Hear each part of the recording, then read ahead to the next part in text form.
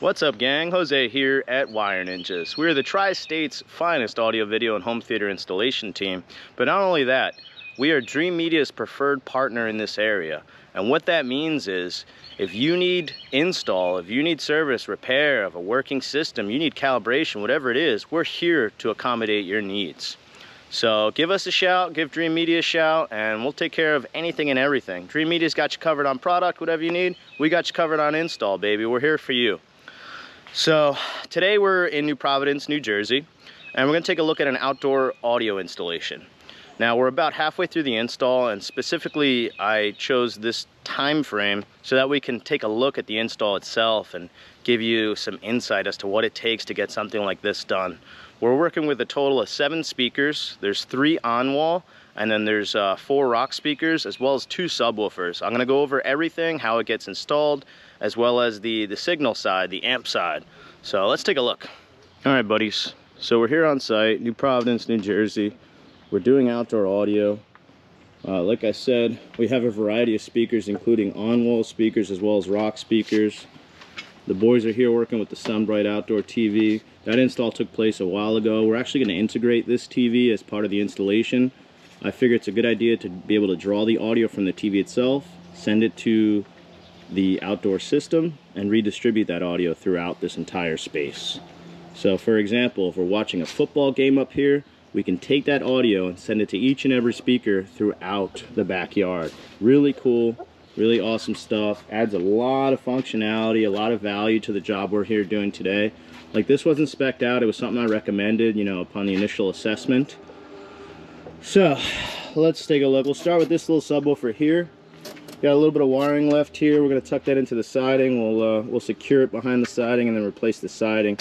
But these are OSD audio subwoofers. Very cost effective. Honestly, I haven't heard them yet.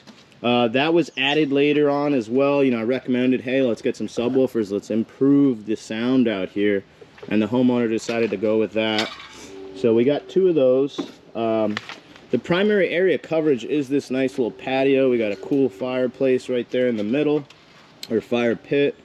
The second sub's over there. Like I said, the primary listening position is this whole patio.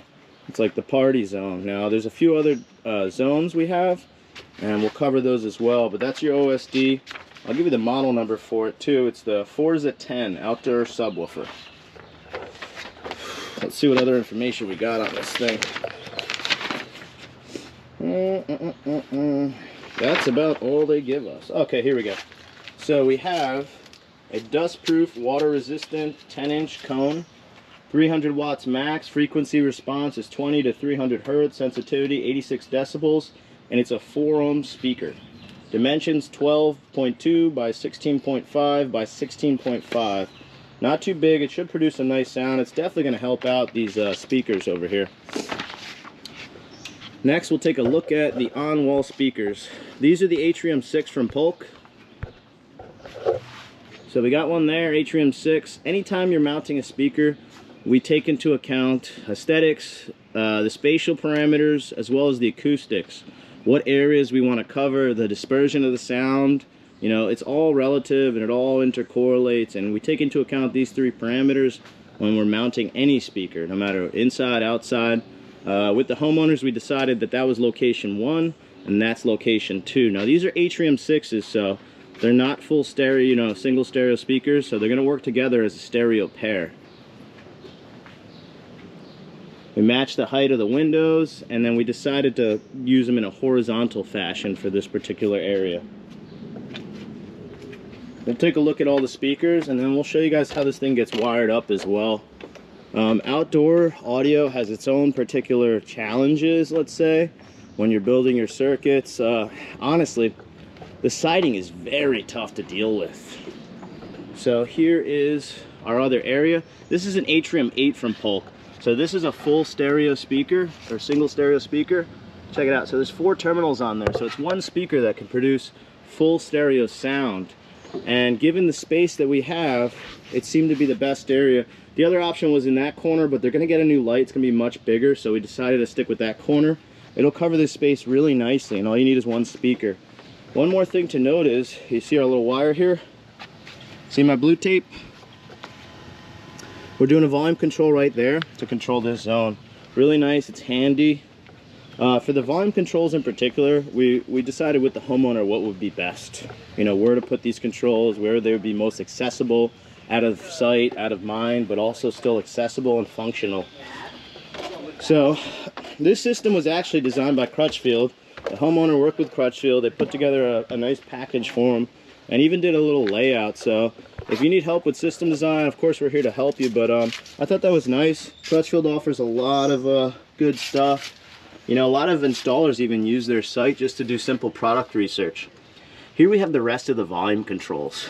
So check it out. You see the little service loops for audio. It's good to have extra wire. We call these service loops in the biz. These are our little wire ends. These are ready to go up. I think we have a few more circuits to build before we interconnect it all. In logistical fashion, we like to do things in a certain order. At this particular site, we decided to start with the speakers and the circuits for the speaker. So we built from speaker back to volume control, and then the second piece of that would be to build from volume control all the way back to the source equipment, the amp. And I'll go over install step by step after we cover the basics here. So that's where our volume controls, most of them are going to live. We decided with the spacing, we'll keep them one under each plank. These wires are prepped and ready to go. We taped them over and tucked them in because it kind of looked like rain yesterday. It didn't happen to rain, but just in case, you know, you want to be prepared in any event. So we'll take a walk down and we'll look at our other speaker zones.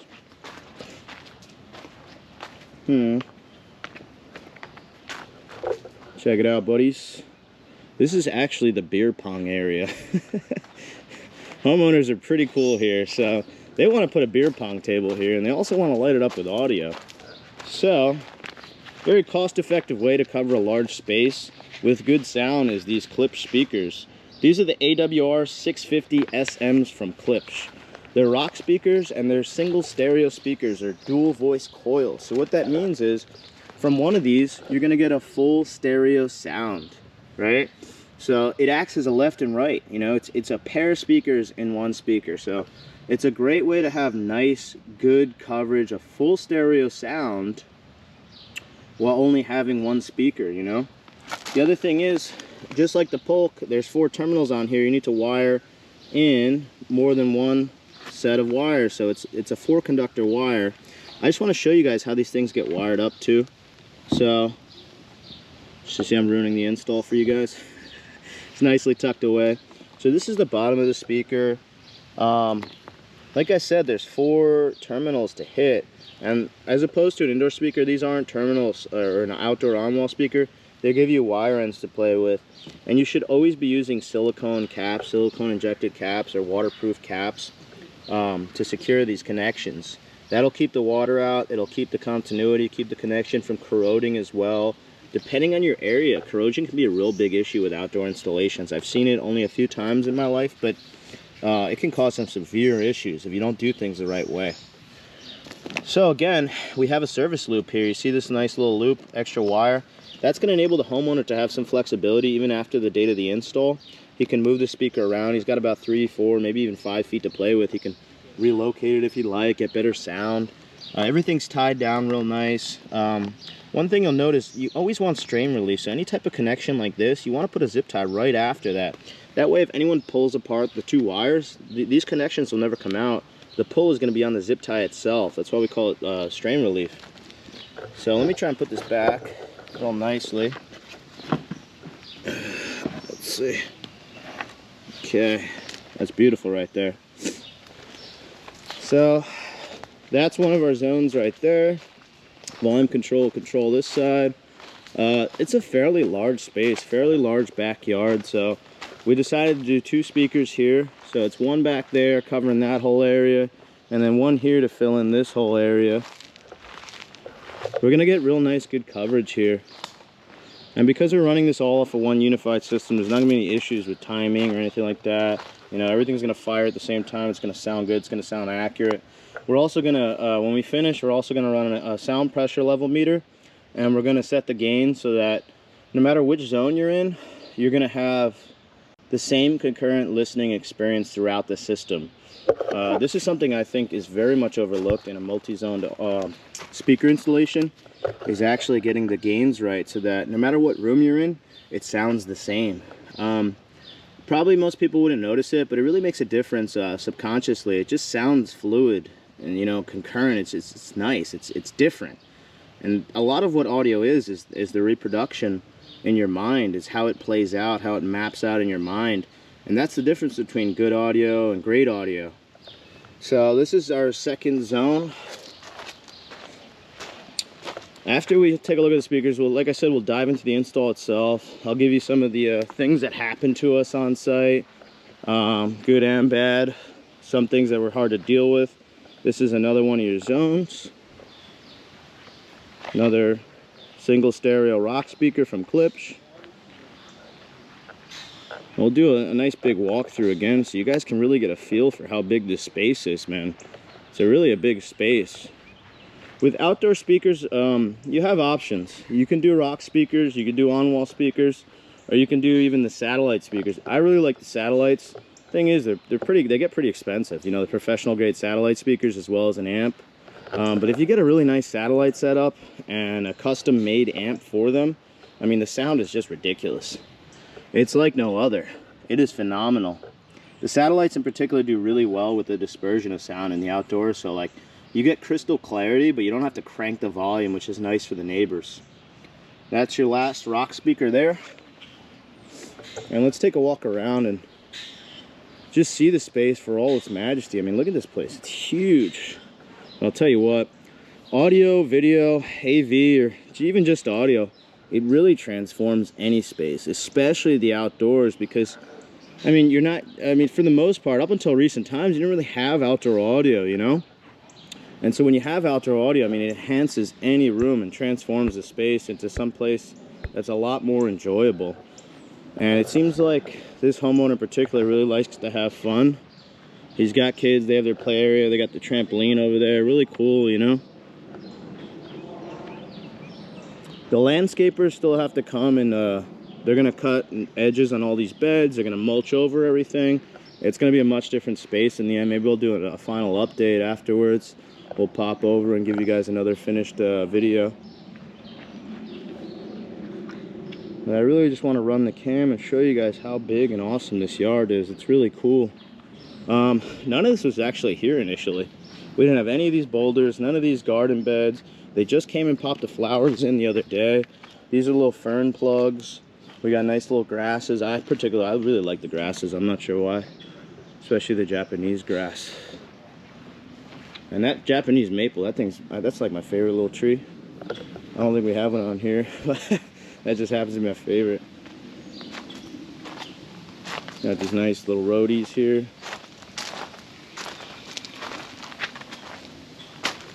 Drop my manual. Drop my other manual.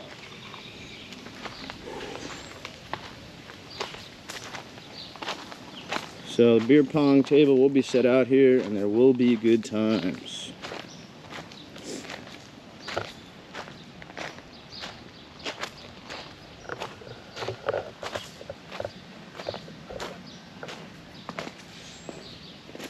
Remember, that's our last speaker up on that deck over there. We'll take a walk up back to the amp location and then we'll cover the install, how it went down.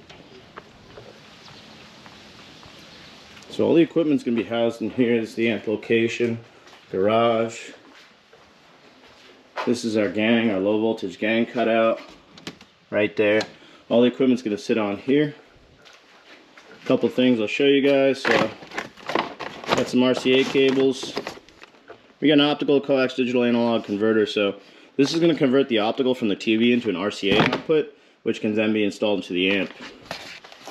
These are for the subwoofers. We got two little sub amps right here. Like I said, this was an addition later in time, so we added these on. Two Fosse Audio sub amps. These can be found on Amazon. I think they're like 60, 80 bucks each. Sonos port's gonna be our primary source. This is how we're gonna play music over the system. And then for an amp, we haven't unboxed it. It's an audio source, amp 1200 VS. So that covers the basics. Let's get into the install itself. And that's about it. I think that's a wrap. I try to show you guys as much as I can. Every day is different, every site is different, and we try to spend as much time as we possibly can on this stuff, so we hope you enjoy it, and thanks for watching. We'll see you next time. Just cruising through the neighborhood. On to the next one.